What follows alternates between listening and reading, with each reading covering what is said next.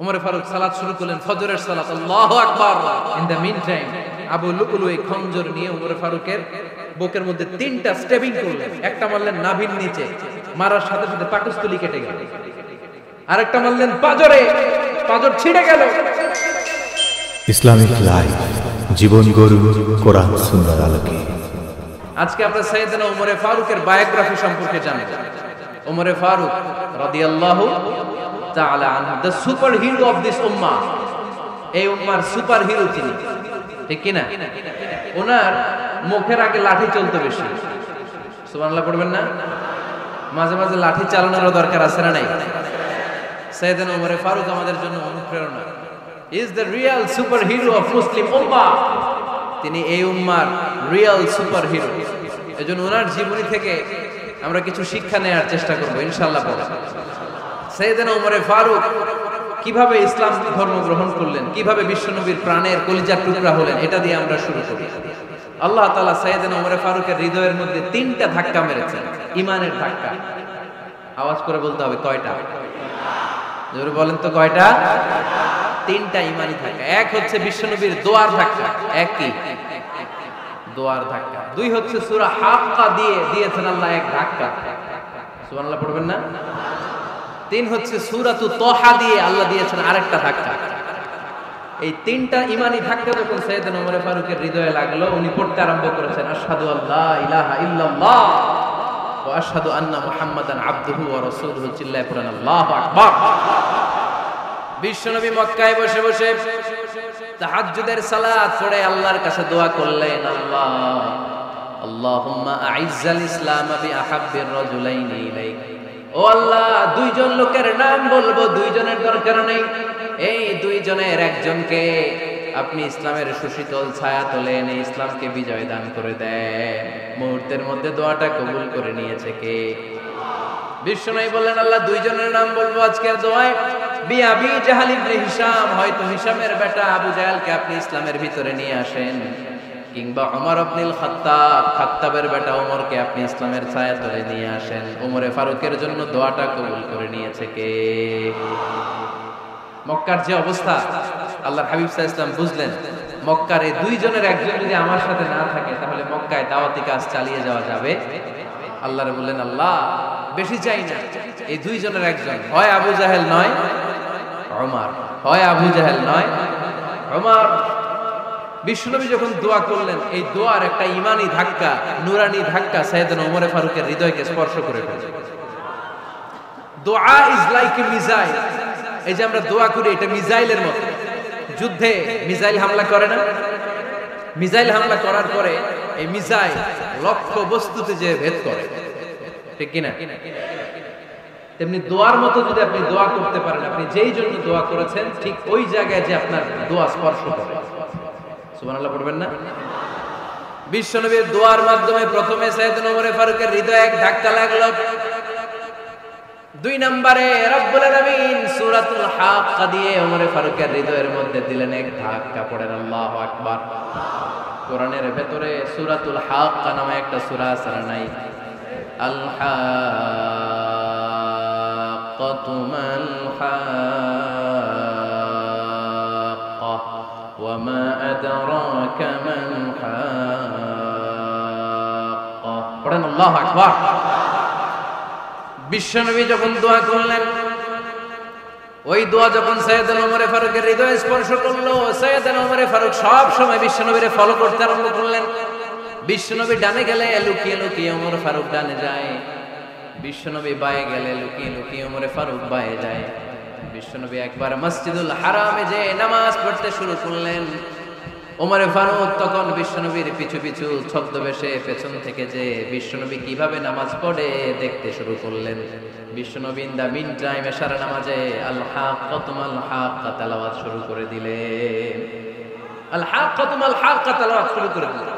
তেলাওয়াত করতে করতে বিশ্বনবী যখন তেলাওয়াত করতেছে, ওমর ফারুক এরকম দুলতেছে আর মজা পাচ্ছে। ওমিয়া বিশ্বনবীর কণ্ঠ বুঝি আমার মতো কণ্ঠ, আপনার মতো কণ্ঠ, আহমদ বিন ইউসুফের কণ্ঠ, আব্দুল বাসিতের কণ্ঠ না? বিশ্বনবীর গলায় যে কি সুরের ঝংকার আল্লাহ দিয়েছে, কি সুরের লহরী আল্লাহ দিয়েছে, একবার যে শুনতো পাগল হয়ে যাবে। আল্লাহু আকবার। বিশ্বনবী সূরা হাক্কা মন্ত্রমুগ্ধ তেলাওয়াতে, মন্ত্রমুগ্ধ সুর দিয়ে, মন্ত্রমুগ্ধ কণ্ঠ দিয়ে তেলাওয়াত করতে লাগলেন। এশার সালাতে ওমরে ফারুক দুলতে লাগলেন। ওমরে ফারুক যত শুনেন অবাক হয়ে যায়, যত শুনেন অবাক হয়ে যায়, যতই শুনে অবাক। কিরে, কারণ তিনি আরবি ভাষা বুঝতেন। এত সুন্দর শব্দের গাঁথনি, এত প্রাঞ্জল বর্ণনা, এত সুন্দর অন্তমিল, এটা কবিতা না হয়ে পারে।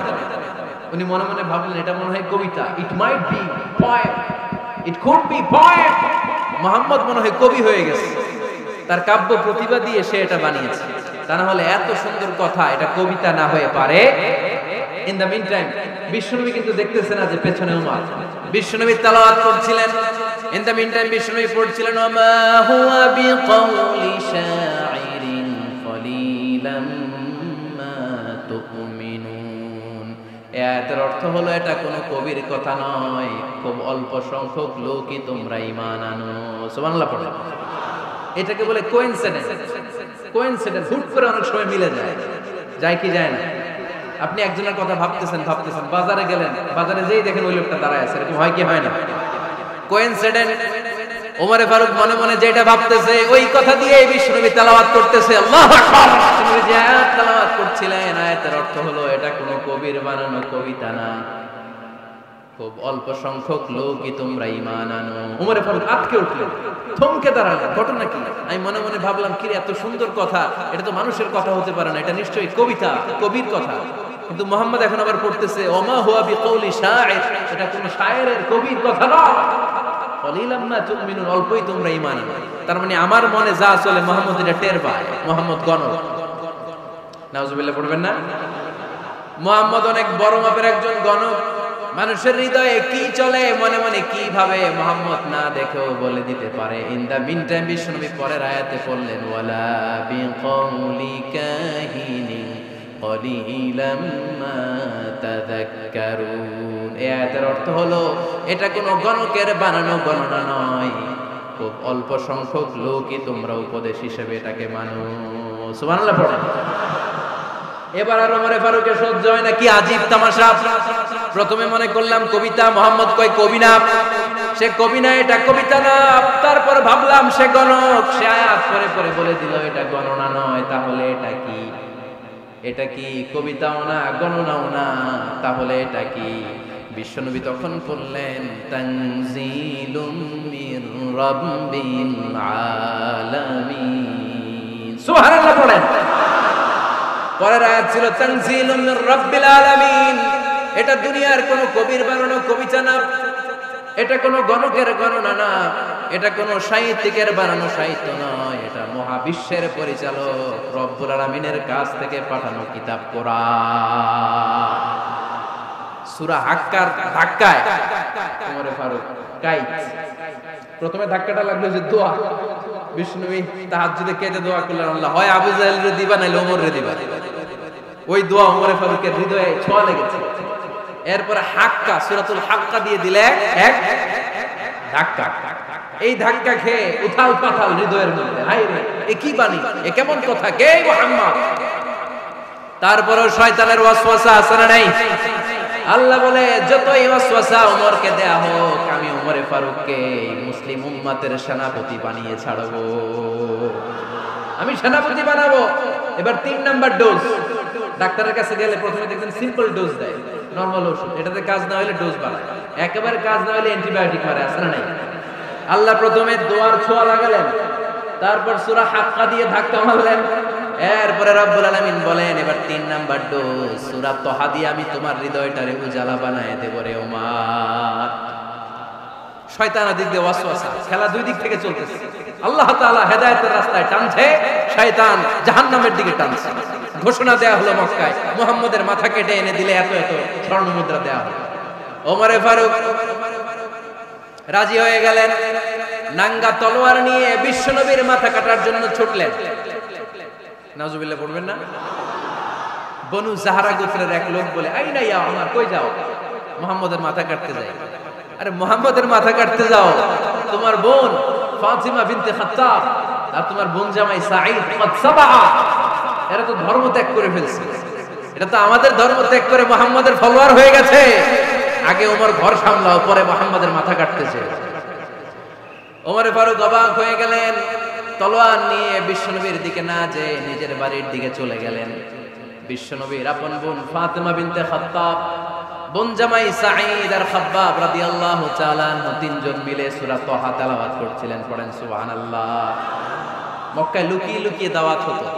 খাব্বাব রাদিয়াল্লাহু তাআলা আনহু একটা চামড়ার ফলকের মধ্যে সূরা তাহার কয়েকটা আয়াত এনে ওমর ফারুকের বোন আর বোন জামাইকে শিক্ষা দিচ্ছে, ট্রেনিং দিচ্ছে।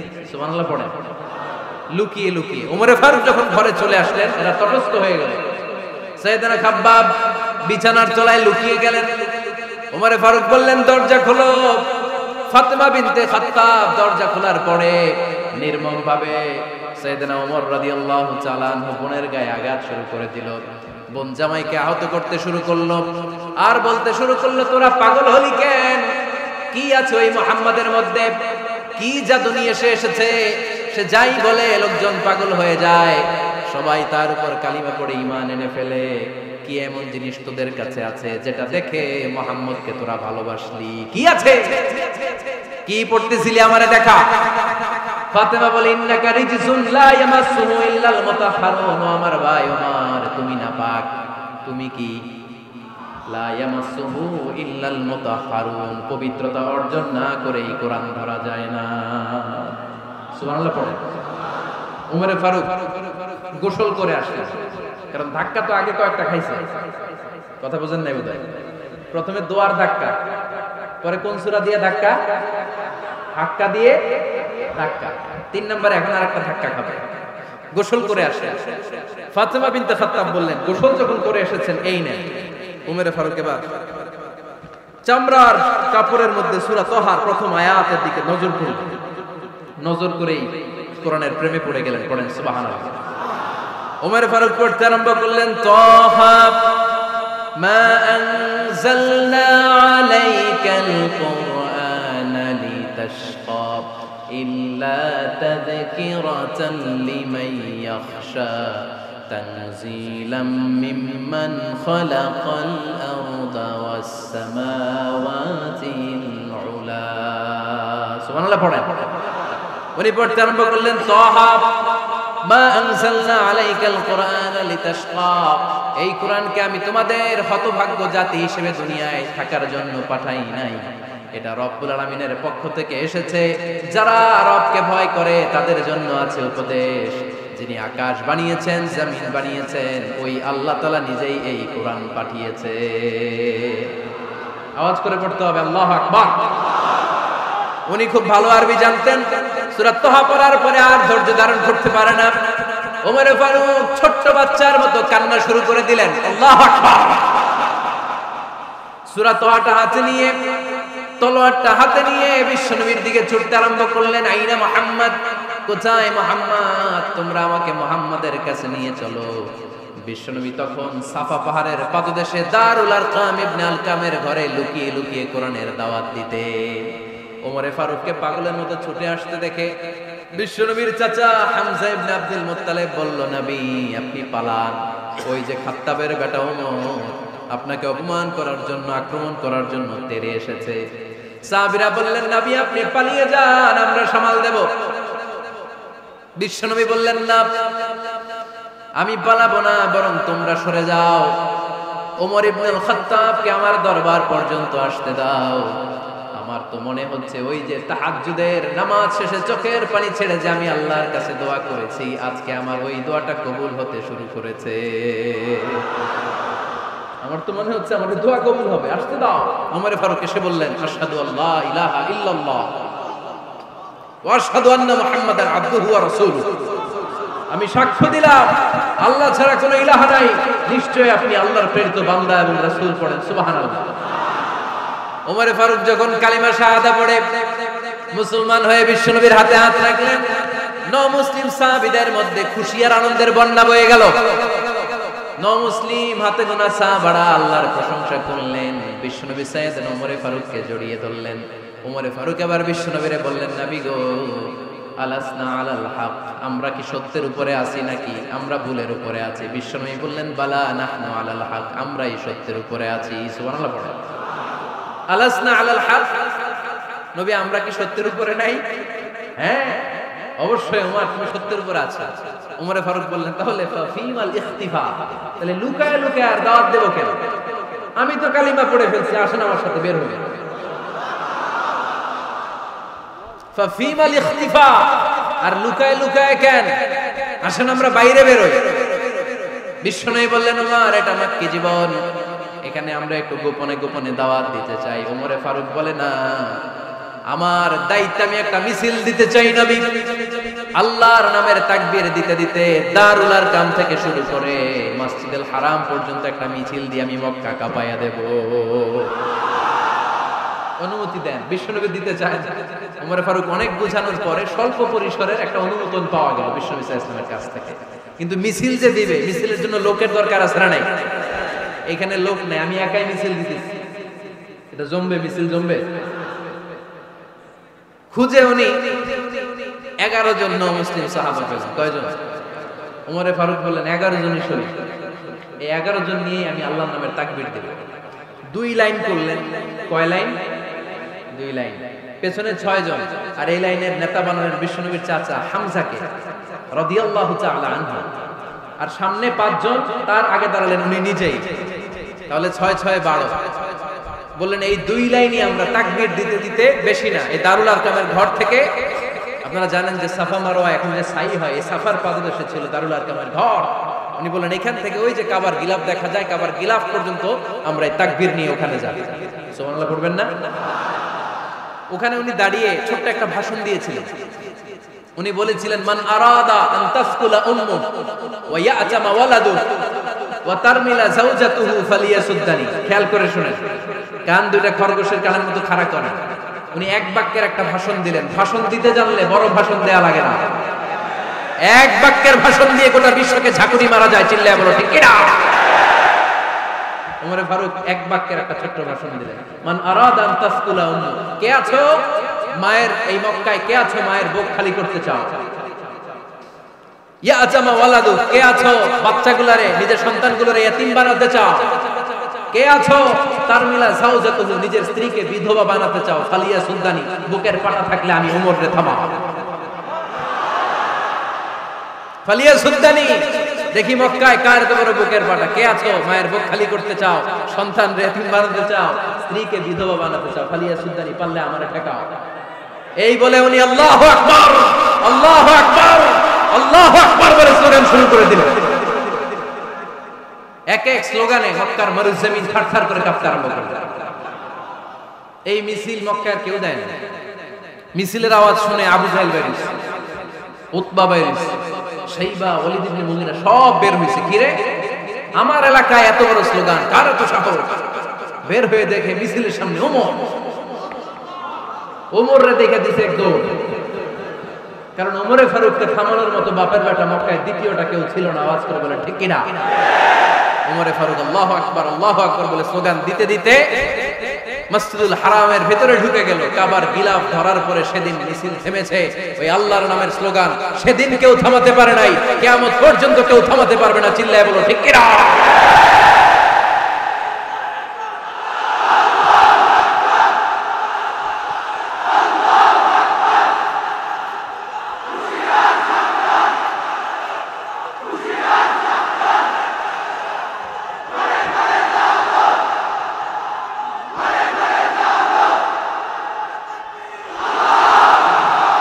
ওইরকম একটা ওমরের দরকার, আমাদের বেশি চাই না। জোরে বলেন ঠিক কিনা?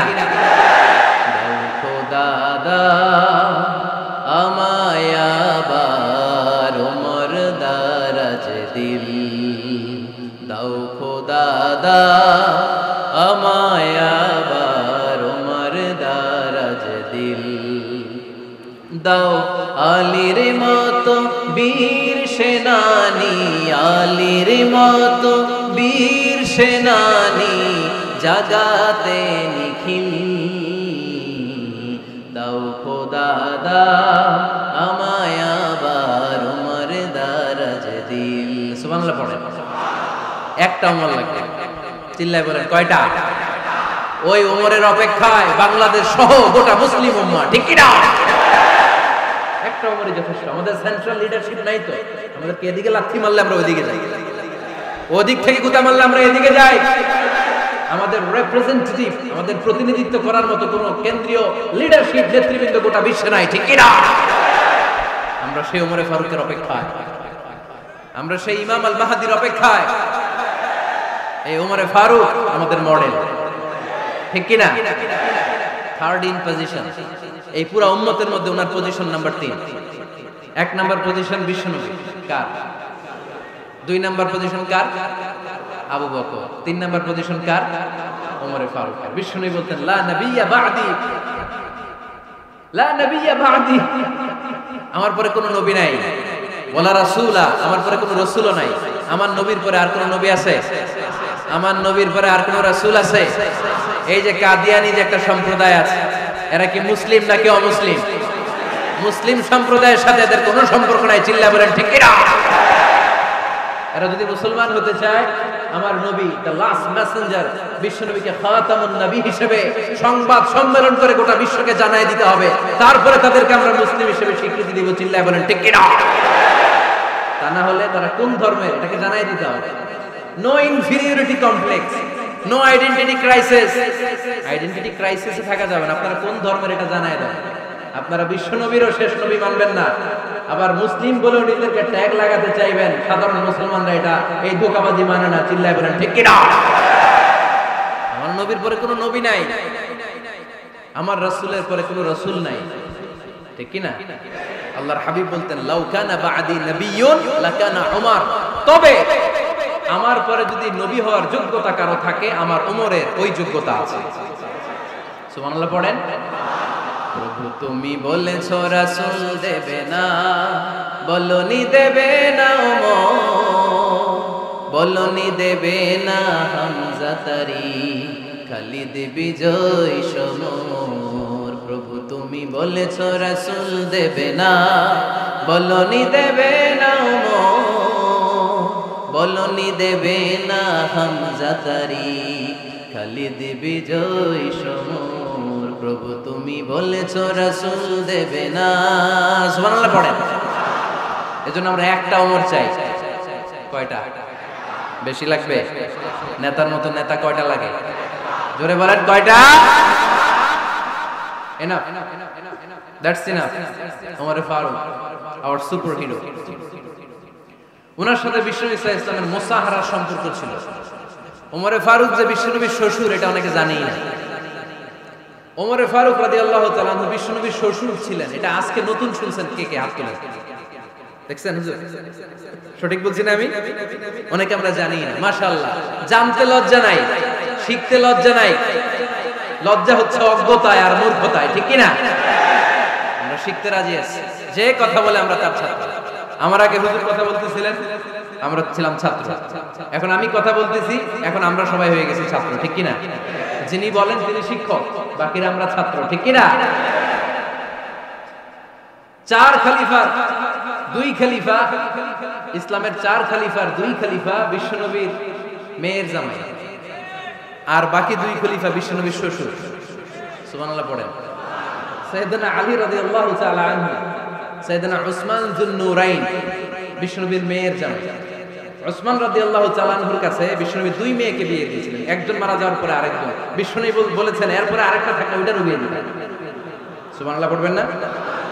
2 জন ছিল মেয়ের জামাই আর 2 জন ছিল শ্বশুর। সাইয়েদনা আবু বকর শ্বশুর, বিশ্বনবীর স্ত্রী আম্মাজান আয়েশা রাদিয়াল্লাহু তাআলা আনহার বাবা। বিশ্বনবীর স্ত্রী আম্মাজান হাফসা রাদিয়াল্লাহু তাআলা আনহার বাবা ছিল সাইয়েদনা ওমর ফারুক। চিল্লায়ে পড়েন আল্লাহু আকবার। জানো তো পজিশন না? সাইয়্যিদু কুহুলিল জান্নাহ, জান্নাতে যত নারীরা যাবে, নারীদের সর্দারিনী হবে সাইয়্যিদাতুনা ফাতেমা রাদিয়াল্লাহু তাআলা আনহা। এই ফরিদপুরের যত ইয়াং স্টারেরা, তোমরা যারা জান্নাতে যাবে, তোমাদের লিডার হবে সাইয়েদনা হাসান আর হুসাইন রাদিয়াল্লাহু তাআলা আনহুমা। আর বয়স্ক মুরব্বীরা যারা জান্নাতে ঢুকবেন, আপনাদের লিডার হবে সাইয়েদনা আবু বকর আর সাইয়েদনা ওমর ফারুক রাদিয়াল্লাহু তাআলা। সুবহানাল্লাহ পড়তে পারলেন না? ওমর ফারুক এটা সাধারণ কোনো ক্যারেক্টারিস্টিক্স নয়। ওনাকে আল্লাহ তাআলা নলেজও দিয়েছেন, আবার দিনদারিও দিয়েছেন।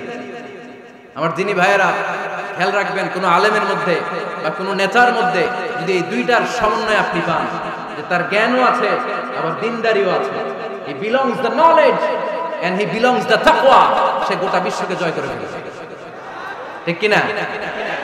যার মধ্যে জ্ঞান আছে, যার মধ্যে তাকওয়া আছে, তারে কেউ থামায় রাখতে পারে? ওমরে ফারুককে এই দুই নেয়ামত দিয়ে ধন্য করেছে কে? সহিহ বুখারীর বর্ণনা, বিশ্বনবী সাহাবীদের সামনে একটা স্বপ্নের কথা বলছেন।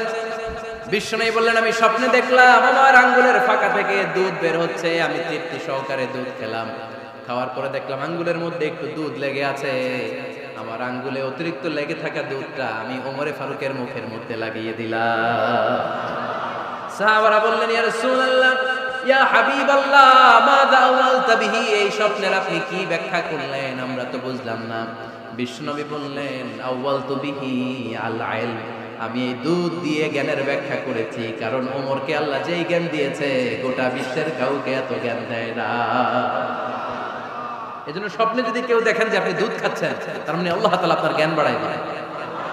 ওমরে ফারুককে দুধ খেয়ে অতিরিক্ত দুধের অংশটা বিশ্বনবী আবু বকর রাদিয়াল্লাহু তাআলা আনহুর মুখে দেন, সাইয়েদনা উসমানের মুখে দেন নাই, আলী রাদিয়াল্লাহু তাআলা আনহুর মুখে দেন নাই।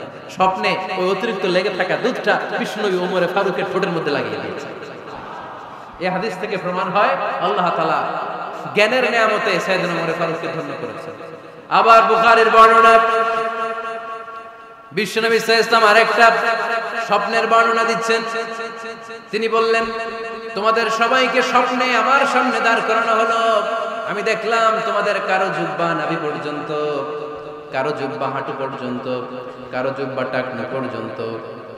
ওমরে ফারুককে যখন স্বপ্নে আমার সামনে দাঁড় করিয়ে দেয়া হলো, আমি দেখলাম ওমরের জুব্বা এত লম্বা, ওমর টেনে হিচড়ে তার জুব্বা নিয়ে সামনে হেঁটে যাচ্ছে।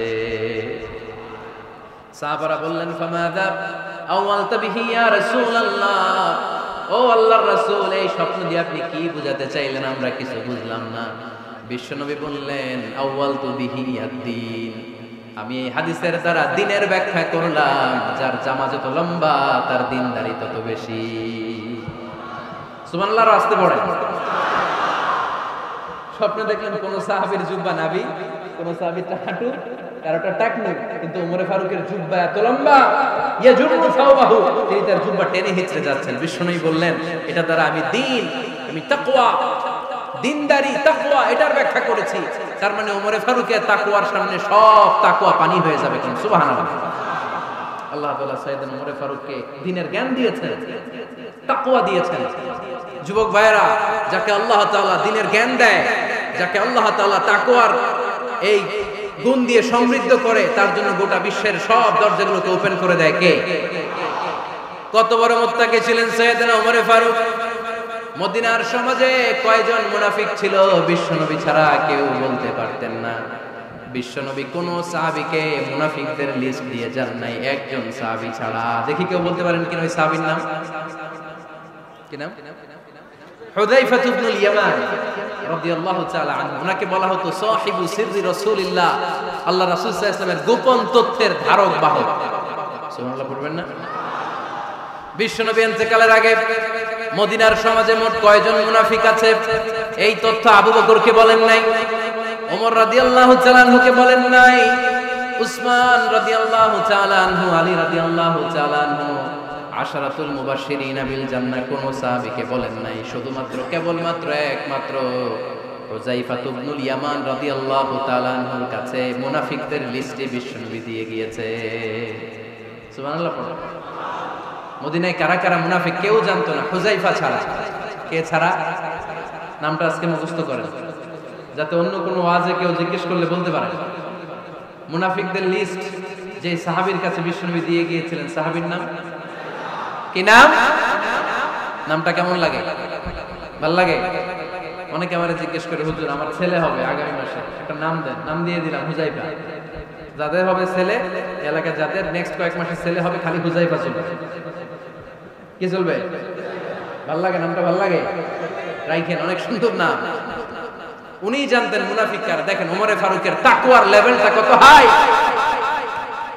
ওমরে ফারুক একদিন হুযায়ফা রাদিয়াল্লাহু তাআলা আনহুর কাছে গেলেন, যে বললেন, হুযায়ফা, বিশ্বনবী ইন্তেকালের আগে মুনাফিকদের নামের লিস্টটা কারো কাছে দেয় নাই, আমার জানা নাই, সাইয়েদনা আবু বকরের জানা নাই, কোন সাহাবীর জানা নাই, তুমি ছাড়া।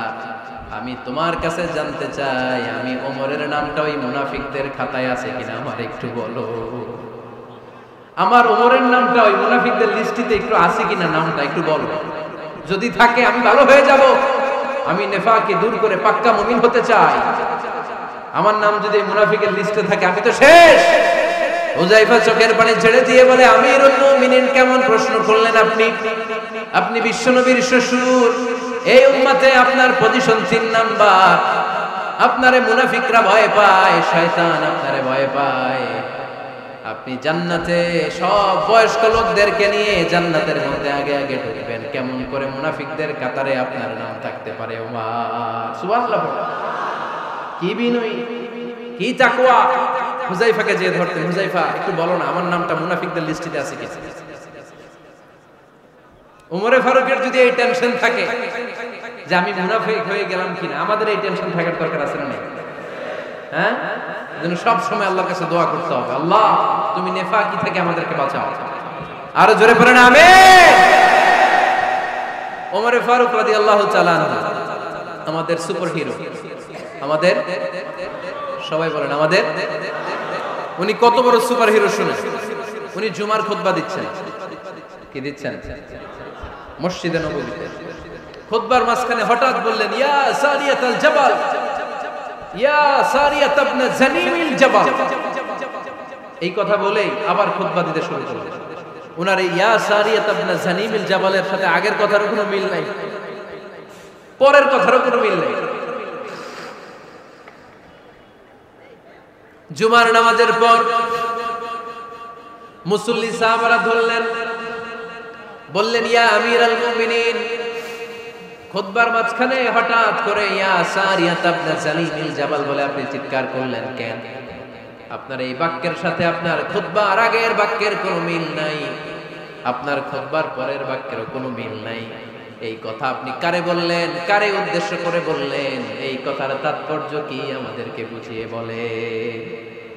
ওমরে ফারুক বললেন, আমি যখন খুতবা দিচ্ছি আমি দেখতে পেলাম ওই যে কয়েক মাস আগে আমি আমার মুসলিম সেনাবাহিনী পারস্যে আক্রমণের জন্য পাঠিয়েছি বর্তমান ইরান। ইরানের ওই বিশাল এলাকাতে পারস্যে আমি আমার ব্যাটালিয়ন পাঠিয়েছি। আমি হঠাৎ করে দেখতে পেলাম আমার মুসলিম বাহিনীর সেনাপতি যুদ্ধের এক পর্যায়ে তার ডানে আছে উপত্যকা, বায়ে আছে পাহাড়। সে পাহাড়ি রাস্তা ছেড়ে দিয়ে উপত্যকার দিকে যেতে শুরু করেছে। আমি দেখতে পেলাম আমার মুসলিম বাহিনী যদি উপত্যকার দিকে ছুটে বেড়ায়, কাফির মুশরিকরা আমার মুসলিম বাহিনীকে কচুকাটা করে ফেলবে। তাই আমি এখান থেকে তাদেরকে কমান্ড দিয়ে বলেছি, ইয়া সারিয়াতাল জাবাল, উপত্যকার দিকে নয় পাহাড়ের দিকে যাও, তাহলেই তোমাদের বিজয় নিশ্চিত হয়ে যাবে। উপত্যকার দিকে যেও না, ইলাল জাবাল, ইলা সারিয়াতিল জাবাল, পাহাড়ের দিকে ছোট। সাহাবারা অবাক, ঘটনা কি? উনি বসে আছেন মদিনায় মসজিদে নববীর মিম্বারে দাঁড়িয়ে, উনি যদি ইয়া সারিয়াতাল জাবাল বলে এটা কি ইরানে যাবে নাকি? ও মিয়া, তখনকার সময়ে বর্তমানের মতো মোবাইল ছিল নাকি? ইন্টারনেট ছিল নাকি? কিছু ছিল? খালি মুখে আমি যদি বলি ইয়া সারিয়াতাল জাবাল, এটা ইরানে যাবে, ইন্ডিয়ায় যাবে, ঢাকায় তো যাবে না, ফরিদপুর শহরেই তো বসবে না, ঠিক কিনা? কিন্তু এটা আমিরুল মুমিনিন বিশ্বাসী সাহাবারা বিশ্বাস করে নিল। কিছু মুনাফিক ছিল, এরা কয় না ঝামেলা আছে, এটা তো সম্ভব না। এক কাজ করি, এই সেনাপতি যখন বিজয়ী বেশে মদিনায় ফিরে আসবে আর আমরা ধরব। এরা দিন গুনতে লাগলো, এই সেনাপতি মুসলিম বাহিনী নিয়ে পারস্য জয় করে কবে ফিরে আসবে। এই মুনাফিকের দলগুলো কখনো সেনাবাহিনীকে অভ্যর্থনা জানাতে যেত না, কিন্তু এইবার সবার আগে মদিনার উপকণ্ঠে যে সেনাপতিদেরকে অভ্যর্থনা জানানোর জন্য ফুল নিয়ে রেডি।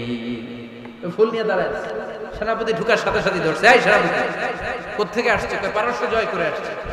এমন এমন দিন, জুমার দিন দুপুর বেলা যুদ্ধের মাঝখানে আমিরুল মুমিনিনের কণ্ঠের কোন কথাবার্তা শুনছো নাকি?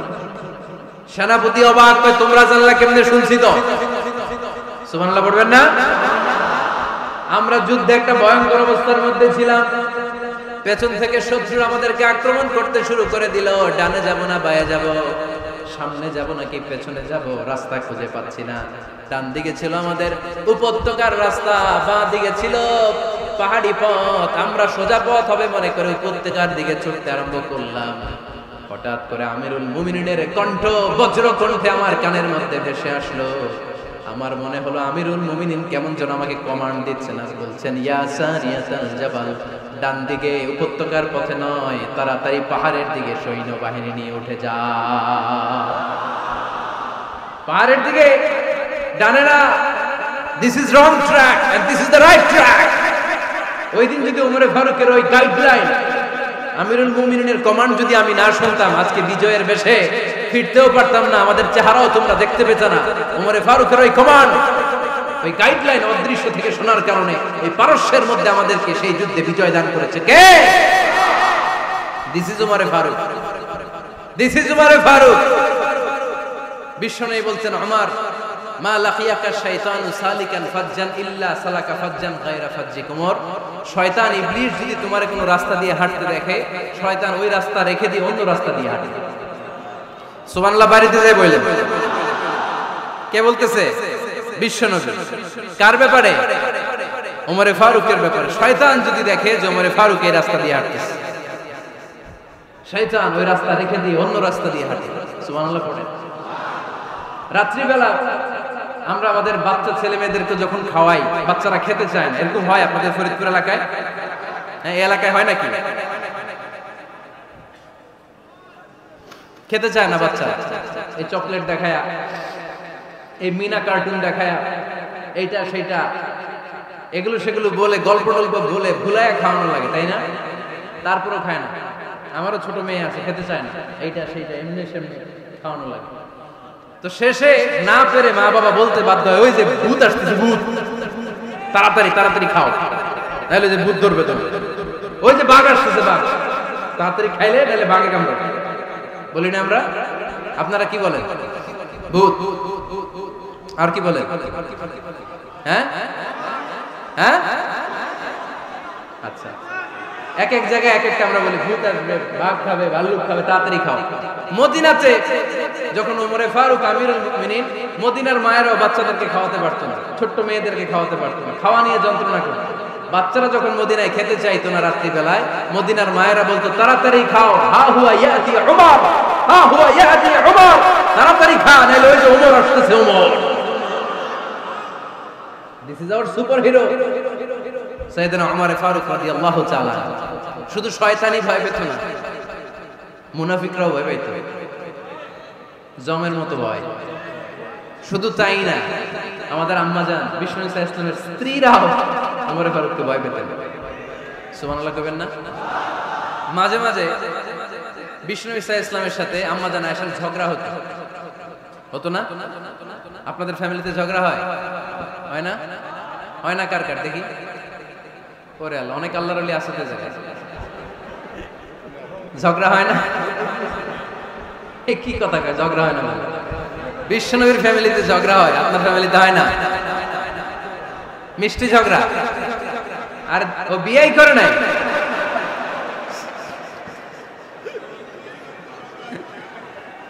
ঝগড়া তো হবেই। দাম্পত্য জীবনের মজাটাই তো এখানে, কখনো ঝগড়া, কখনো আনন্দ, একটু বৃষ্টি, একটু রোদ, একটু হাসি, একটু কান্না, ভালো লাগা, ভালোবাসা শেয়ার করে নেয়া, মিলেমিশে একাকার হয়ে যায়, ঠিক কিনা? আল্লাহর হাবিব সাল্লাল্লাহু আলাইহি ওয়াসাল্লামের সাথে আম্মাজান আয়েশার ঝগড়া হতো। তো একদিন ঝগড়া হয়ে দুইজন রেগে আছে। খবরদার, দুইজন রেগে থাকবেন না, একজন রাগলে আরেকজন থেমে যাবে, কারণ এই ছোট্ট ঝগড়া থেকে এটা অনেক সময় বিচ্ছেদের দিকে গড়ায়।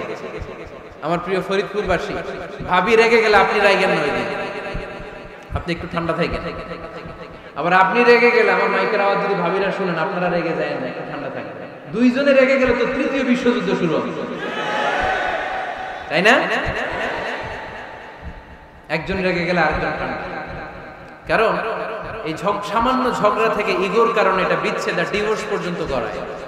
আর শয়তান এখানে উস্কানি দেয়, কারণ ইমানদারদের ফ্যামিলি ভাঙতে পারলে শয়তান সবচেয়ে বড় খুশি হয়, আর ইমানদারদের ফ্যামিলি টিকে থাকলে খুশি হয়ে যায় কে?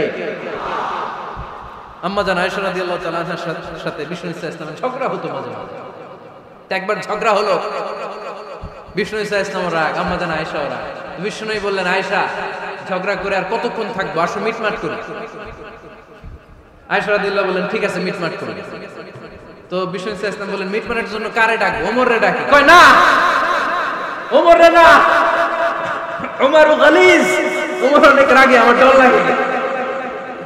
কয় তাহলে তোমার আব্বারে ডাকি। কয় ডাকি। কি খুশি, মেয়েদের মধ্যে অভ্যাসটা আছে না নাই? তাহলে তোমার আব্বারে ডাকি। ডাকেন, ডেকে নিয়ে আসা হলো। আবু বকর রাদিয়াল্লাহু তাআলা আনহু দাঁড়ালেন, আম্মা জান আয়েশা দাঁড়ালেন, বিশ্বনবীও দাঁড়ালেন। বিশ্বনবী বললেন আয়েশা তোমার আব্বা আসছে, এবার ঘটনা খুলে বলার পালা, তুমি বলবা নাকি আমি বলবো? আম্মা জান আয়েশা বললেন আপনি বলেন, তবে ওয়ালা তাকুল ইল্লা হাক্কান, যেটা ঘটছে ওইটাই বললেন, মিথ্যা কথা কইেন না। আবু বকর রাদিয়াল্লাহু তাআলা রেগে মেগে আগুন, কি এই কথা তুমি কেমন করে বলো? বিশ্বনবী কি মিথ্যা কথা কখনো বলবে? রেগে মেগে দিলেন মেয়ের গালে এক চড়। বানিয়ে বলতেছি না, মুসনাদ আহমদ ইবনে হাম্বলের হাদিস। বাবার হাতের থাপ্পড়কে আম্মা জান আয়েশা উল্টে বললেন। সাইয়েদনা আবু বকর রাগে গড়গড় করছেন, আবার মারার জন্য তেড়ে গেলেন। এবার বাঁচার জন্য আম্মা জান আয়েশা বিশ্বনবীর পিছনে যে আশ্রয় নিলেন, বিশ্বনবী বাঁচানোর জন্য দুই হাত মিলে দাঁড়িয়ে গেলেন। পড়েন সুবহানাল্লাহ। বিশ্বনবী যখন দুই হাত মেলে দাঁড়িয়ে গেলেন, সাইয়েদনা আবু বকর রাদিয়াল্লাহু আনহু থেমে গেলেন। সাইয়েদনা আবু বকর রাদিয়াল্লাহু তাআলা ঘর থেকে বের হয়ে বারান্দায় দাঁড়ালেন। পড়েন সুবহানাল্লাহ। এবার বিশ্বনবী আম্মা জান আয়েশার কাছে যেয়ে বলেন, ইয়া আয়েশা কাইফা রাআইতিনি আন তাসলুকি মিনার রাজুল, দেখছো কেমনে বাঁচাইলাম? আমি না থাকলে ভর্তা বানাই ফেলতো আজকে। আমি বাঁচাইছি তোমারে, আমি আমার লগে ঝগড়া করে তুমি। লজ্জায় পড়ে আম্মা জান আয়েশা খিলখিল করে হেসে দিলেন, বিশ্বনবীও হেসে দিলেন। দুইজনের হাসির মধুর আওয়াজ শুনে সাইয়েদনা আবু বকর বাইরে থেকে অবাক, কিরে এতক্ষণ না ঝড় তুফান, এখন দেখি হাসি। সালাম দিয়ে অনুমতি নিয়ে ভিতরে ঢুকলেন। ঢুকে দেখেন আম্মা জান আয়েশাও হাসে, বিশ্বনবীও হাসে। এই হাসি দেখে আবু বকর রাদিয়াল্লাহু আনহু হেসে দিলেন। আরশের উপর থেকে খুশি হয়ে গেলেন কে? এবার সাইয়েদনা আবু বকর রাদিয়াল্লাহু তাআলা আনহু বললেন, ইয়া রাসূলুল্লাহ আশরিকানি ফি সিলমিকুমা কামা আশরাকতুমানি ফি হারবিকুমা। ও নবী, যুদ্ধ লাগলে, দুইজন যুদ্ধ লাগলে মীমাংসার জন্য যেমনি আমারে ডাকেন, এরকম হাসি আর আনন্দের মুহূর্ত আমারে একটু ডাইকেন। আশরিকানি ফি সিলমিকুমা কামা আশরাকতুমানি ফি হারবিকুমা। নবী, আপনাদের মধ্যে ঝগড়া লাগলে সন্ধি করার জন্য আমারে যেমনি ডাকেন, আপনাদের হাসি খুশি আনন্দ খুনসুটি এই মজাদার মুহূর্তগুলোতে আমারে বঞ্চিত রাখেন না, আমার একটু ডাইকেন। সুবহানাল্লাহ পড়ে। এই মুসনাদ আহমদ ইবনে হাম্বলের হাদিস শোনার উদ্দেশ্য হচ্ছে, বিশ্বনবী প্রথমে ওমর ফারুকের নাম বলেছিলেন। সাইয়েদনা আয়েশা বলে, না আমি ডরাই। হাইবা, দিস ইজ কল্ড হাইবা তু উমর। একবার বিশ্বনবীর সব বিবিরা ধরলেন, ও নবী আমাদেরকে এটা দেন, ওইটা দেন, ঘরে এটা নাই, ওইটা নাই, ওইটা নাই। বিশ্বনবীকে আমার কাছে কিচ্ছু নাই, যদি এমনি আমার বউ হয়ে থাকতে চাও থাকো, তাহলে যা, তা না হলে যা লাগবে কিনে দেব, সাথে সাথে তালাকও দিয়ে দিব। কিছু দিতে পারবো না, আমার নাই তো, সামর্থ্য নাই। কিন্তু বিবিরাও ছাড়া না, এটা দেন ওইটা দেন। বিশ্বনবী রহমতের নবী, বিবিদেরকে বুঝাতেও পারেন। বিবিরা আবদার করতেছে, নবী এটা লাগবে, ওইটা লাগবে। ইন দ্য মিন টাইম বিশ্বনবী একজনের সালাম শুনতে পেলেন। কে যেন দরজায় দাঁড়িয়ে বলতেছে আসসালামু আলাইকুম। বিশ্বনবী দরজার দিকে তাকালেন, তাকিয়ে বললেন ওয়া আলাইকুমুস সালাম। আর বুঝতে পারলেন এটা আমার ওমরের সালাম। সালাম দেওয়ার পরে বিবিদের দিকে তাকায় দেখে একজন বিবিও নাই, সব অন্দর মহলের ভিতরে দৌড়। সুবহানাল্লাহ পড়তে পারলেন না? This is our super hero Omar. এরকম ওমর একটা লাগবে, চিল্লায় বলেন কয়টা? একটা ওমর গোটা বিশ্বকে সোজা করে দিবে। একটা ওমর সবল আর দুর্বলের সব পার্থক্য দূর করে দিবে। মাজলুমের উপর জালিমের অত্যাচারের অবসান ঘটায় দিবে। গোটা বিশ্বটাকে সাম্য, মৈত্রী, ভালোবাসার ইনসাফ দিয়ে পরিপূর্ণ করে দিবে। সেই ওমরের অপেক্ষায় আমরা। নিজের ছেলেকে ৮০টা বেত মেরেছে। কয়টা? ৮০টা বেত মেরেছে। এই ব্যাপারে অনেকগুলো বর্ণনা পাওয়া যায়। সবচেয়ে সহিহ বর্ণনা হচ্ছে মুয়াত্তা ইমাম মালিকের বর্ণনা। ওমর ফারুক রাদিয়াল্লাহু তাআলা আনহুর ছেলে আব্দুর রহমান মারুফুন বিআবি শাহমা ছিলেন মিশরে। ওখানে নাবিজ খেয়েছিলেন। নাবিজ হচ্ছে আরব দেশের লোকেরা দুধের মধ্যে শক্ত খুরমা রাত্রেবেলা ঢেলে দিত। ঢেলে দিলে সারা রাত ওই খুরমার রসটা দুধের সাথে মিশে দুধটা লাল হয়ে যেত। এটারে সকালবেলা খেত, খুব সুস্বাদু। এটাকে বলে নাবিজ। কিন্তু এটা রাতে ভিজাইলে সকালেই খাইতে হয়, রেখে দিলে আবার একটু সমস্যা হয়। এটা অনেকটা তারির মতো হয়ে যায়, মাতলামি চলে আসে। তো ওমরে ফারুকের ছেলে নাবিজ খেয়েছেন, মদ খাননি, নাবিজ, কিন্তু নাবিজ খাওয়াতে সাকরান চলে এসেছে। সাকরান চলে আসাতে এটা যখন প্রমাণিত হয়েছে, আমর ইবনে আস রাদিয়াল্লাহু তাআলা আনহু নাকি 80 বেত মেরেছে মিশরে। কয় বেত? নিয়ম হচ্ছে সবার সামনে, কিন্তু সবার সামনে না মেরে একটু গোপনে মেরেছে। এই তথ্য যখন ওমরে ফারুকের কাছে এসেছে, উনি বললেন না, মারতে হবে সবার সামনে, আলাদা মারলা কেন? ও মদিনায় ফিরে আসলে আমি আবার 80টা মারব। মদিনায় ফিরে আসার পরে সাইয়েদনা ওমরে ফারুক ওই আগের 80টারে আর ধরেন নাই, নিজ হাতে আবার 80টা বেত মেরেছে। এই বেত মারার 1 মাস পরে এই আবু শামা ইন্তেকাল করেছে। অনেক ঐতিহাসিক বলে এই বেতের আঘাতে মরেছে, কেউ কেউ বলেছে নিজের রোগের কারণে মরেছে। কিন্তু দিস ইজ দ্য ইনসাফ সিস্টেম অফ উমর। নিজের ছেলে বলে ছেড়ে দেয় নাই। এখন নিজের ছেলে হইলে 7 খুন মাফ, নেতার ছেলে হইলে 10 খুন মাফ, এলাকার মোড়লের ছেলে হইলে 10 খুন মাফ। পার্সিয়ালিটি ইন ইসলাম, ইসলামে পার্সিয়ালিটি নাই। আপনি নেতার ছেলে হন, আপনি বিজনেস ম্যাগনেটের ছেলে হন, আপনি যেই হন না কেন, ইসলামের দৃষ্টিতে সবাই সমান। চিল্লায় বলেন ঠিক কি না? বনু মখজুমিয়া গোত্রের এক নারী চুরিতে ধরা পড়ল। সাহাবারা বললেন, নবী, মদিনার সবচেয়ে ভেরি প্রেস্টিজিয়াস এন্ড ডিগনিফাইড ফ্যামিলির মেয়ে, আপনি হাত কাইতে নিন। কারণ ইসলামের নিয়ম, চুরি করলে কি কেটে দাও? বিশ্বনবী বললেন, বলো হাত না কাটার জন্য তোমরা আমাকে রেকমেন্ড করছো? এটা আল্লাহর আইন, পৃথিবীর কেউ রেকমেন্ড করলো শোনার ক্ষমতাও নাই, কারণ আইনটা দিয়েছে কে? লাউ কানাত ফাতিমাতু বিনতি মুহাম্মাদিন সারাকাত লাকাতা মুহাম্মাদুন ইয়াদাহা। আরে বনু মাখজুমিয়া মেয়ে তো দূরের কথা, আমার কলিজার টুকরা ফাতেমাও যদি আজ চুরিতে ধরা পড়তো, তার হাত কেটে দিতে আমি 1 মিনিটও দেরি করতাম না। দিস ইজ ইসলাম। এই হচ্ছে ওমরে ফারুকের মানাকিব। এরকম ওমরে ফারুক কয়টা লাগবে? আওয়াজ করে বলতে হবে, কয়টা লাগবে? একটা লাগবে। এই সাইয়েদনা ওমরে ফারুক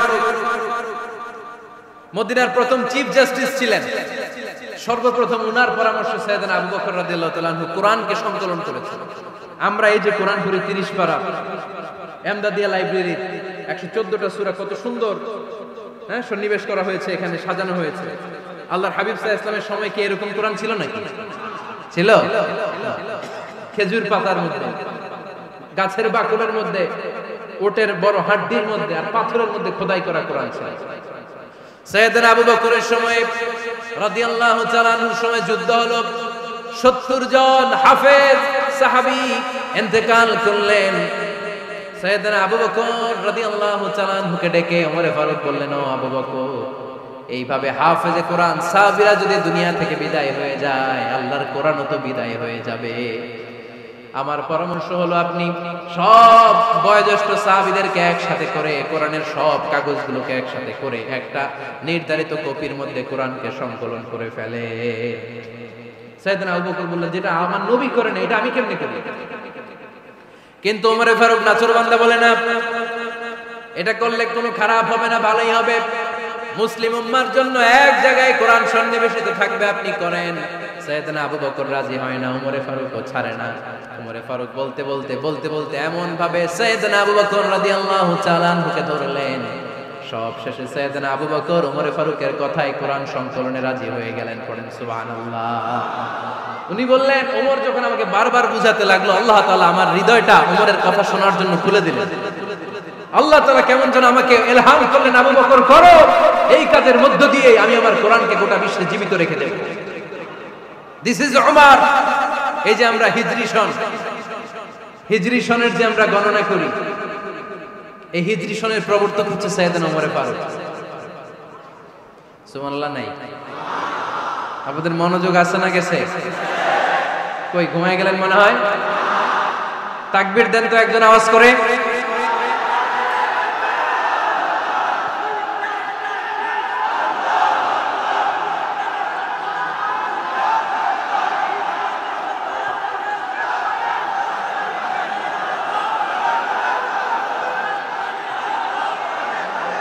মাশাআল্লাহ, মাশাআল্লাহ। বসেন বসেন, এখনই শেষ করে দেব কিছু সময়ের মধ্যে। আমরা একসাথে বিদায় নিব ইনশাআল্লাহ। ওঠা বসা করবেন না, ওঠা বসা করবেন না, বসেন। সাইয়েদনা ওমর ফারুক এই হিজরি সনের গণনা শুরু করেছেন। সাহাবারা বলল, আমিরুল মুমিনিন, খ্রিস্টানদের ঈসাই সন আছে, আমাদের মুসলমানদের কোনো সন নাই। আমাদের একটা সন থাকলে আমাদের জিজিয়া নিতে আমাদের যাকাতের টাকা উত্তোলন করতে অনেক সুবিধা হবে। ওমর ফারুক বললেন, তাহলে কোন সালকে হিজরি, কোন সালকে মুসলিম সাল হিসেবে আমরা ঘোষণা দিতে পারি? একজন বলল, আমার নবী যেই সালে জন্মগ্রহণ করেছেন ওই সালে। ওমর ফারুক বললেন, না, আমার নবীর জন্ম আমাদের জন্য খুশির দিন, কিন্তু এটা আমাদের জন্য প্রেরণা নয়। প্রেরণা নবীর কাজে, ঠিক কিনা? আরো কিছু সাহাবারা বলল, তাহলে যেই সালে আমার নবী ইন্তেকাল করেছে ওইটারে প্রথম সাল ধরেন। ওমর ফারুক বললেন, না, যেদিন তিনি ইন্তেকাল করেছেন এটা আমাদের দুঃখের দিন, এটা আমাদের প্রেরণা নয়। আমাদের প্রেরণা হচ্ছে বিশ্বনবীর ত্যাগ, তিতিক্ষা আর কাজের মধ্য দিয়ে। জোরে কোন ঠিক কিনা? ওমর ফারুক বললেন, যেদিন বিশ্বনবী ইসলাম রক্ষায় নিজের মাতৃভূমি ছেড়ে মক্কা থেকে মদিনায় গিয়েছেন, ওই দিনটাকে হিজরি প্রথম দিন ধরে আমরা হিজরি সাল গণনা করে শুরু করে দেব। ওইটাই হচ্ছে হিজরি সন। সেখান থেকে হিজরি সনের প্রবর্তন করেছেন সাইয়েদনা ওমর ফারুক রাদিয়াল্লাহু তাআলা আনহু। এই যে স্টেট গভর্নমেন্ট, এই যে প্রিজন, জেলখানা, ক্যান্টনমেন্ট, সচিবালয়, গণভবন, বঙ্গভবন, মুক্তিযোদ্ধাদের ভাতা, রাষ্ট্রীয় ভাতা, এই সব নিয়ম কানুন সাইয়েদনা ওমর ফারুক তার রাষ্ট্রীয় আমলে তিনি নিজে করেছেন। চিল্লায় পড়েন আল্লাহু আকবার। মুসলমানদের আলাদা কারেন্সি, নিজস্ব মুদ্রা ব্যবস্থা নিজে চালু করেছেন। সৈনিকদের মধ্যে যারা বিবাহিত, প্রতি 6 মাস অন্তর অন্তর 1 মাসের ছুটি কাটাতে তারা ফিরে আসবে। সাইয়েদনা ওমর ফারুক চালু করেছেন। চিল্লায় আওয়াজ করে পড়েন আল্লাহু আকবার। এই যে আমরা 20 রাকাত সালাতুত তারাবি পড়ি রমাদানে, করেন না আপনারা? এটা সাইয়েদনা ওমর ফারুক চালু করেছেন। সুবহানাল্লাহ পড়তে পারলেন না? কোরআনে মোট 22টা আয়াত আছে যেখানে সাহাবারা ইনডিসিশনে ভুগছিলেন। বিশ্বনবীর মত একটা, ওমর ফারুকের মত আরেকটা। এই 22 জায়গায় আল্লাহ তাআলা বিশ্বনবীর মতের পক্ষে আয়াত নাজিল না করে ওমর ফারুকের মতের পক্ষে কোরআনের আয়াত নাজিল করেছেন। আওয়াজ করে পড়েন আল্লাহু আকবার। এদিকে উঠলেন কেন আপনারা? যারা উঠছেন আমার দিকে তাকান।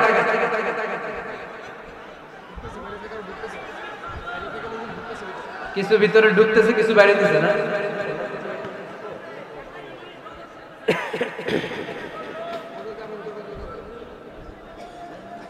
সাইয়েদনা ওমর ফারুক, আমরা সাহাবীদের জীবন চরিত পড়তে চাই না, কত যে অনুপ্রেরণামূলক দৃষ্টান্ত সাইয়েদনা ওমর ফারুক আমাদের জন্য রেখে গিয়েছে।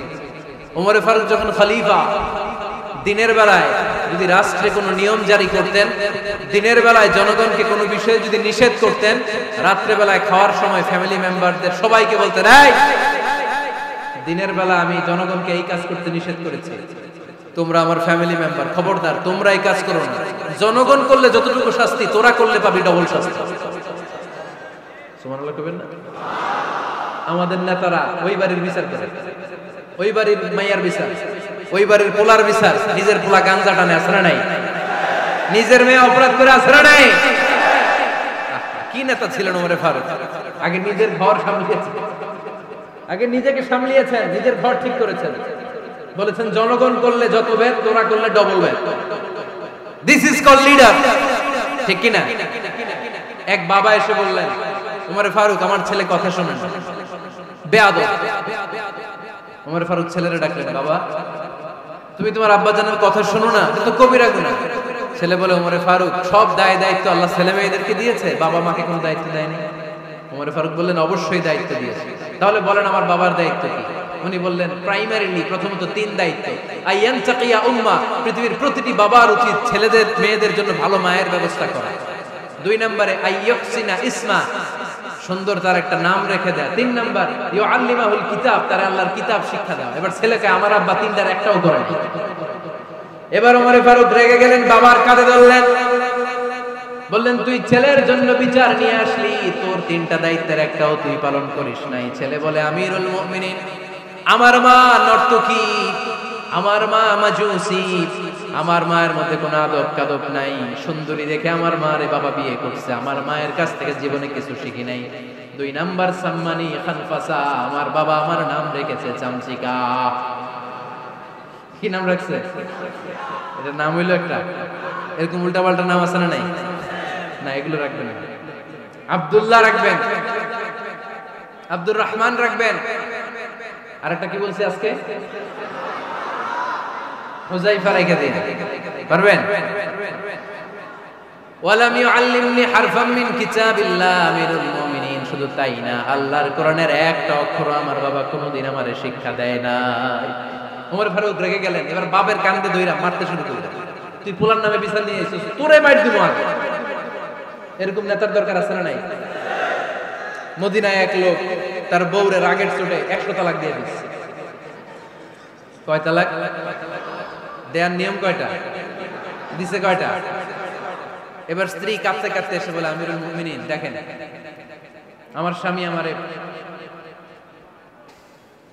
রেগে মেগে 100 তালাক দিচ্ছে। ওমর ফারুক বললেন, দইরা নিয়ে এটা নিয়ে আসা হলো। ওমর ফারুক বললেন, কয়টা তালাক দিয়েছো? কয় 100টা। কেন দিছো? কয় মাথা গরম ছিল। এরকম আছে না? তালাক দেওয়ার সময় সব তালাক, তুই তালাক, তোর মা তালাক, তোর বোন তালাক, সব তালাক। তালাক দিবে ওয়াইফ রে, দিতেছে সবাই রে। তোমার ফারুক বললেন, দিবে 3টা, 100টা দিলা কেন? কয় মেজাজ গরম ছিল। কয় দাঁড়া, আত-তালাকু মিন শাআইরিল্লাহ, তালাক হচ্ছে আল্লাহর দেয়া বিধানের একটা নিদর্শন, এটা নিয়ে তুই খামখেয়ালি করলি। আমার রায় শোন, আমার রায় হচ্ছে 3 তালাকে তোর বউ তালাক, বাকি 97 তালাক তোর পিঠের উপরে পড়বে। এরকম বিচারের দরকার আছে না নাই? এরকম দৃষ্টান্তমূলক বিচার যদি বাংলার জমিনে দেয়া হতো, আর কোন নারী ধর্ষিতা হতো, আর কোন নারীকে অ্যাসিড মারা হতো, আর কোন নারী যৌতুকের জন্য কান্না করত? একটা আমল লাগবে, বেশি না। কয়টা লাগবে? তিনি গভর্নর সিস্টেম চালু করেছিলেন, governor system, Islamic state. Bahrain, Yemen, মিসর, কুফা, বসরা, মক্কা, মদিনা, এই 7 জায়গায় 7 জন গভর্নর পাঠিয়েছেন। তাদের থেকে তথ্য নিতেন। এই গভর্নর সিস্টেম উনি বানিয়েছেন। সাইয়েদনা আমর ইবনে আল-আস রাদিয়াল্লাহু তাআলা আনহুকে পাঠিয়েছেন মিশরে। মিশরে একটা দৌড় প্রতিযোগিতা হতো। ওই দৌড় প্রতিযোগিতায় আমর ইবনে আল-আস রাদিয়াল্লাহু তাআলা আনহুর ছেলে অংশগ্রহণ করেছে। কিন্তু এক মিশরি ওই দৌড় প্রতিযোগিতায় চ্যাম্পিয়ন হয়ে গেছে, রানার্স আপ হয়েছে আমর ইবনে আল-আসের ছেলে। এবার মিশরি ফার্স্ট আর গভর্নরের ছেলে সেকেন্ড। রাগের চোটে আমর ইবনে আল-আসের ছেলে ওই মিশরির মাথার মধ্যে কয়েকটা বাড়ি মেরেছে। মিশরি বলে, আমার মারলা কেন? তুমি খেলায় পারো না, আমারে মারলা কেন? কয়, আনা ইবনুল আকরামিন, আমি গভর্নরের পোলা, আমি যা বলবো এটাই হবে, আমার উপরে কথা নাই। মিশরি ওইখানে আর ঝগড়া বাঁধায় নাই, মনে দুঃখ নিয়ে মদিনায় চলে আসলেন। এসে বললেন, আমিরুল মুমিনিন, আপনি আমর ইবনে আল-আস রাদিয়াল্লাহু তাআলা আনহুকে মিশরের গভর্নর বানিয়ে পাঠিয়েছেন। একটা প্রতিযোগিতায় আমি চ্যাম্পিয়ন হয়েছি, ওনার ছেলে হয়েছে রানার আপ। কেন সে চ্যাম্পিয়ন হতে পারে নাই? এই কারণে আমার মাথায় লাঠি দিয়ে 3টা বাড়ি মেরে বিচারটা দিছে কার দরবারে? কথা বুঝেন নাই বোধহয়?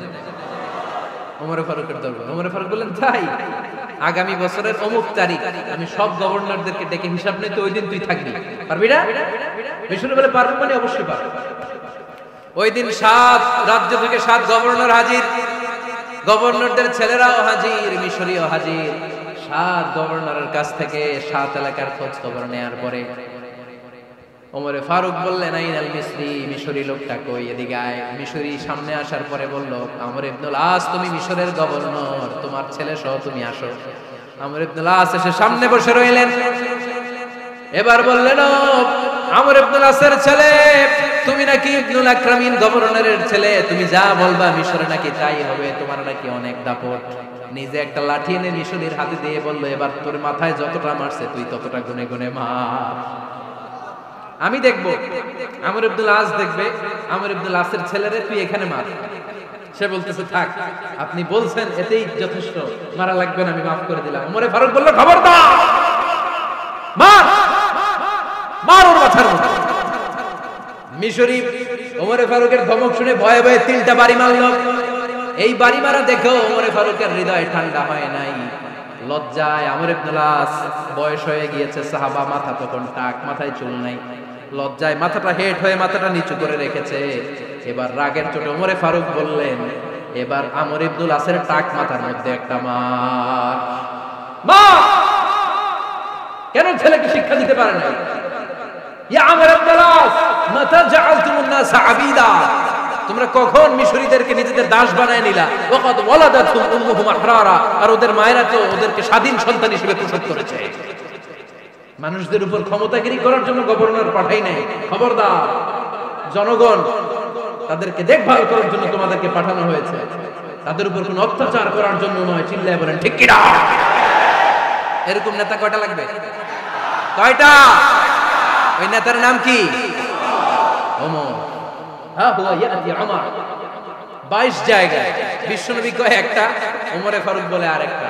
আল্লাহ বলে, বিশ্বনবী আপনার পক্ষে আমি আয়াত নাযিল করতে পারলাম না, আমি ওমরের পক্ষে নাযিল করে দিলাম। বিশ্বনবী বলতেন, ইন্নালি কুল্লি উম্মাতিন মুহাদ্দাস, সব উম্মতের মধ্যে, সব নবীদের উম্মতের মধ্য থেকে একজন করে আল্লাহ তাকে মুহাদ্দিস বানাতো। মুহাদ্দিস না, মুহাদ্দাস। মুহাদ্দাস মানে এমন লোক যিনি যা ভাবতো ওই ভাবনাটাই আল্লাহ আয়াত হিসেবে নাযিল করে দিতেন। বিশ্বনবী বলেন, আমার উম্মতের মধ্যে মুহাদ্দাস হচ্ছে সাইয়েদনা ওমর। মদিনার সবচেয়ে বড় মুনাফিকের নাম আব্দুল্লাহ ইবনে উবাই ইবনে সালুল। সব মুনাফিকদের সরদার, কিন্তু এই মুনাফিকের ছেলেটা হলো পাক্কা ইমানদার। এই ছেলের নাম হলো আব্দুল্লাহ। আওয়াজ করে বলেন, ছেলের নাম কি? আব্দুল্লাহ ইবনে উবাই ইবনে সালুল। মুনাফিক সরদার যখন ইন্তেকাল করলো, সাইয়েদনা আব্দুল্লাহ রাদিয়াল্লাহু তাআলা আনহু বিশ্বনবীর কাছে এসে চোখের পানি ছেড়ে ডেকে বলে, নবী আপনিও জানেন, আমিও জানি, মদিনার সবাই জানে আমার আব্বা মুনাফিকদের সরদার, কিন্তু আমার মন তো মানে না, আমার তো পিতা, আমার তো বাবা লাগে, আমার তো মন মানে না। আপনিও জানেন মুনাফিক, আমিও জানি মুনাফিক। নবী আপনার দরবারে কিছু আমি চাই না, আপনার গায়ের একটা জামা দেন, আপনার জামাটা পরিয়ে আমার বাবারে দাফন দিব। এর উসিলায় যদি আমার আব্বারে আল্লাহ মাফ করে দেয়, দয়ার নবী মায়ের নবী জামা খুলে দিয়ে দিলেন। পড়েন সুবহানাল্লাহ। আব্দুল্লাহ রাদিয়াল্লাহু তাআলা আবার আবদার চললেন, নবী জানি আমার বাবা মুনাফিক, কিন্তু আমার তো বাবা, আপনার দরবারে ফরিয়াদ, আপনি নিজে যে আমার বাবার জানাজার নামাজের ইমামতি করবেন। দয়ার নবী মায়ার নবী জানাজার নামাজে যেতে চাইলেন। ওমরে ফারুক বললেন, নবী না, খবরদার আপনি উবাই ইবনে সালুলের জানাজায় যাবেন না। বিশ্বনবী জোর করে যেতে চাইলেন। সাইয়েদনা ওমরে ফারুক বিশ্বনবীর জামা পেছন থেকে টেনে ধরলেন। আল্লাহু আকবার। টেনে ধরলেন, যাবেন না আপনি। ওমর ফারুকের হাত থেকে হ্যাচকা টান মেরে জুব্বা টান দিয়ে বিশ্বনবী জানাজায় চলে গেলেন।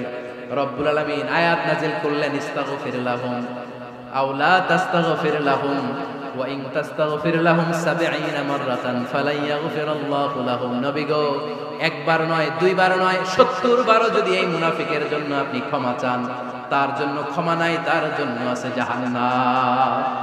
ওয়ালা তাকুম, আপনি যাবেন না আলা কবরি, কখনো তাদের জানাজায় যাবেন না। এই যে একটা ভুল করে ফেলছেন, এটা এবারই শেষ, এরপরে আর যাবেন না। সাইয়েদনা ওমর ফারুকের পক্ষে আল্লাহ তাআলা কোরআনের আয়াত নাযিল করে দিলেন। চিল্লায় পড়েন আল্লাহু আকবার। এভাবে 22টা জায়গায় ওমর ফারুক যা বলেছে, এটা নিয়ে একটা আলাদা আলোচনা হতে হবে, আলাদা একটা আলোচনা লাগবে যে 22টা আয়াতে আল্লাহ তাআলা বিষ্ণুবীর পক্ষে কোরআনের আয়াত নাযিল না করে সাইয়েদনা ওমর ফারুকের পক্ষে আয়াত নাযিল করেছেন। চিল্লায় পড়েন সুবহানাল্লাহ। ওই ওমর ফারুককে আমাদের মডেল বানানোর দরকার আছে না নাই? ওই ওমর ফারুকের জীবনী আমাদের ছেলে মেয়েদেরকে পড়ানোর দরকার আছে না নাই? আমাদের ভবিষ্যৎ প্রজন্ম এগুলো জানে না। ওরা সালমান খান দেখে বড় হয়, ওরা শাহরুখ খান দেখে বড় হয়, ওরা ঋত্বিক রোশনকে দেখে বড় হয়, ওরা মনে করে যে এরাই বড় সুপার হিরো। আমাদের যে কত বড় সুপার হিরো আছে এরা জানেই না। নতুন প্রজন্মের কর্ণকহরে সাইয়েদনা ওমর ফারুকের ইতিহাস পৌঁছে দেওয়ার দরকার আছে না নাই? ওমর ফারুকের ইন্তেকালের ঘটনাটা বলেই আমরা মুনাজাতের দিকে যাব। শুনবেন? শুনতে চান? উনি স্বপ্নে দেখলেন একটা লাল মোরগ ওনাকে 3টা ঠোকর মেরেছে। কয়টা? উনি জুমার নামাজে, জিলহজ মাসের শেষ সপ্তাহে জুমার নামাজে বললেন যে একটা লাল মোরগ 3টা ঠোকর মেরেছে। মুগীরা ইবনে শুবা রাদিয়াল্লাহু তাআলা আনহুর দাস আবু লুলু আল মাজুসি, এই লোকটা খঞ্জর বানাতে পারত। মুগীরা রাদিয়াল্লাহু তাআলা আনহুর দাস। মুগীরা প্রতিদিন 4 দিরহাম করে চার্জ করত, যেহেতু দাস। সে এসে বিচার দিল, আমিরুল মুমিনিন, মুগীরা আমার থেকে বেশি টাকা চায়, জুলুম করে। ওমর ফারুক বললেন, তাই? তুমি কি কাজ জানো? বলে, আমি খঞ্জর বানাতে জানি। বাড়ি কই? পারস্য। আরে তুমি খঞ্জর বানাতে জানলে তো 4 দিরহাম অনেক কম, সে তো আরো বেশি টাকা নেওয়া দরকার ছিল তোমার থেকে। আবু লুলুর এই কথা পছন্দ হয় নাই। সে কয়, ওমর তুমি সবারে দয়া দেখাও, আর আমার ক্ষেত্রে কঠিন নিয়ম বানাইলা, দাঁড়াও এই নিয়ম তোমার আমি দেখাবো। এই রাগে সে বাড়িতে যে একটা খঞ্জর বানালো। কি বানালো? খঞ্জর চিনেন? ছোট্ট ছুরি। কিছুদিন আগে ওমানের সুলতান কাবুস ইন্তেকাল করেছে, জানেন আপনারা? ওনার এই কোমরের মধ্যে খঞ্জর থাকতো, ছবিতে দেখছেন? আরব শায়েখ যারা সুলতান আমির, কোমরে কি থাকে? ছোরা থাকে, খঞ্জর। সে বাসায় যে একটা খঞ্জর বানালো, যেই খঞ্জরের দুই মাথা, লাহু রাসান ওয়া মাকবাদাতুহু ফি ওয়াসাতি, আর ধরার হ্যান্ডেলটা মাঝখানে, এদিকেও ছুরি এদিকেও ছুরি, যাতে এইভাবে মারা যায়। সে ধার দিতে লাগলো আর বলল, ওমর দাঁড়াও, তোমার আমি দেখাবো। ওমর ফারুক মসজিদে নববীর ইমাম, ফজরের নামাজের সময় এ আবু লুলু আল মাজুসি বুরনুস পরে, চাদর পরে, লুকিয়ে লুকিয়ে, সে অগ্নি উপাসক, মুমিন নয়। ওমর ফারুককে অ্যাটাক করার জন্য গেলেন মসজিদে নববীতে। ওয়া কানু ইউসাল্লুনা বিগালাস, তখন ওনারা অন্ধকারে নামাজ পড়তেন। নামাজের সময় যখন হলো, লুকিয়ে লুকিয়ে প্রথম কাতারে ওমর ফারুকের পিছনে মুয়াজ্জিনের পাশেই দাঁড়ালেন, হাতে খঞ্জর। ইকামত হলো, ওমর ফারুক সালাত শুরু করলেন, ফজরের সালাত, আল্লাহু আকবার। নামাজ শুরু করলেন, সূরা ফাতিহা বললেন। আরেকটা সূরা যখন পড়তে যাবেন, in the meantime Abu Lulu এই খঞ্জর নিয়ে ওমর ফারুকের বুকের মধ্যে 3টা স্টেবিং করলেন। একটা মারলেন নাভির নিচে, মারার সাথে সাথে পাকস্থলী কেটে গেল। আরেকটা মারলেন পাজরে, পাজর ছিঁড়ে গেল। 3টা মারার পরে ওমর ফারুক বললেন, কাতালানি আল কাল, এক কুকুর আমাকে মেরে ফেলেছে। পেছন থেকে এক সাহাবীকে টান মেরে সামনের দিকে নিয়ে গেল, তুমি নামাজের ইমামতি করো। আর ওমর ফারুককে বাকিরা ধরাধরি করে পেছনে নিতে আরম্ভ করল। আর এই আত্মাই আক্রমণ যে করেছে, সে কাতারের মাঝখান দিয়ে যেতে আরম্ভ করলো আর দুই দিকে ছুরি মারতে আরম্ভ করলো। 13 জন সাহাবীর গায়ে ছুরি মেরেছে, 7 জন সাহাবা স্পট ডেথ, জায়গায় মৃত্যু। এই ভয়ঙ্কর অবস্থা দেখে এক সাহাবী বুরনুস, এক ধরনের জুব্বা আছে মাথাওয়ালা, অনেকে জ্যাকেট পরছেন না এরকম মাথাওয়ালা, লম্বা জুব্বা আছে, আরবরা শীতে পরে মাথাওয়ালা। এই মাথাওয়ালা জুব্বা বের করে এক সাহাবী জালের মতো তার দিকে উড়ায় মারে। ওই বুরনুসের মধ্যে পেঁচিয়ে আবু লুলু মাটিতে পড়ে গেল আর সুইসাইড করে ফেলল, নিজের বুকে নিজে মেরে আত্মহত্যা। যেই সাহাবীকে ইমামতির জন্য দাঁড় করালেন, উনি ছোট্ট সূরা দিয়ে, প্রথম রাকাতে সূরা আল কাউসার, দ্বিতীয় রাকাতে সূরাতুল ইখলাস দিয়ে নামাজ শেষ। ওমর ফারুক বেহুশ। ওমর ফারুক কি? হ্যাঁ, বেহুশ। সবাই কান্নাকাটি করতেছে, সবাই দেখতে গেলেন, এখন হুঁশ ফিরে না। মুখের মধ্যে, মুখ খুলে রাষ্ট্রের চিকিৎসক মুখের মধ্যে দুধ দিলেন, ওই নাভি দিয়ে দুধ বের হয়ে যায়, পাকস্থলী কেটে ওখান দিয়ে দুধ বের হয়ে যাচ্ছে। তারা বললো, ওনারে বাঁচানো সম্ভব না, দেখেন হুঁশ ফিরে কিনা। হুঁশ ফিরলে ওনার পরে কে আমির হবে, উনি যেন প্যানেল ঠিক করে দিয়ে যায়। সবাই তাকিয়েছে ওমর ফারুকের চোখের দিকে। আল্লাহর মেহেরবানিতে ঘন্টা খানিক পরে উনি চোখ খুললেন। চোখ খোলার পরেই বলেন নাই, ও মা আমি মরে যাই। চোখ খোলার পরে উনি বলেন নাই, কে মারলো আমারে। চোখ খোলার পরে উনি বলেন নাই, আমার পরে নেতা কে হবে। চোখ খোলার পরে সর্বপ্রথম কথাটি ছিল, আসল্লান নাস, আমার নেতৃত্বে যে ফজরের নামাজটা শুরু হয়েছিল, এটাকে ঠিকমতো তোরা পড়েছিলি? আমার নেতৃত্বে যে ফজরের জামাত শুরু হয়েছিল, সেটা ঠিকঠাক মতো সমাপ্ত হয়েছিল কিনা আগে বল। আসল্লান নাস, নামাজটা হয়েছে কিনা বল। সুবহানাল্লাহ কইতে পারলেন না? This is Omar, hour super hero. নেতা অনেকগুলো লাগে না, এরকম নেতা একটাই যথেষ্ট, যে গোটা বিশ্বকে কাঁপায় দিতে পারে। চিল্লায় বলো ঠিক কিনা? আমরা চাই আমাদের ছেলেগুলো ওমর ফারুকের মতো বড় হোক। আমরা চাই আমাদের ছেলে মেয়েগুলো খাব্বাব, খুবাইব, সাইয়েদনা আলী, উসমান, আবু বকর রাদিয়াল্লাহু তাআলা আনহুর অনুসরণে বড় হোক, ঠিক কিনা? আমরা একটা ওমর চাই, যিনি আমাদেরকে সালাতের শিক্ষা দিয়ে গিয়েছেন, ইন্তেকালের আগে বলেছেন সাল্লান নাস। এজন্য আমরা যেন নামাজ কখনো নষ্ট না করি। আল্লাহর জমিনে দ্বীন বাস্তবায়ন আসাদুহুম ফি আমরিল্লাহি ওমর। ওমর রাদিয়াল্লাহু তাআলা আনহুর মতো এত কঠোর কেউ ছিলেন না। তাই দ্বীন বাস্তবায়নে আমরা যেন কাউরে ছাড় না দেই। সবার আগে আল্লাহর দ্বীন, সবার আগে আল্লাহর কোরআন, সবার আগে আমার ইসলাম, ঠিক কিনা? চাইলেই কেউ এদেশ থেকে ইসলামকে মিটাই দিতে পারবে না। যে দেশে আল্লাহু আকবার ধ্বনির সাথে সাথে সূর্য উঠে যায়, আল্লাহু আকবার ধ্বনির সাথে সাথে সূর্য ডুবে যায়, সে দেশে আর কিছু থাকবে না থাক, আমার ইসলাম থাকবেই। আর কিছু থাকবে না থাক, আমার কোরআন থাকবেই। সে ইসলামের সাথে থাকতে রাজি আছেন তো? কোরআনের সাথে থাকতে রাজি আছেন তো?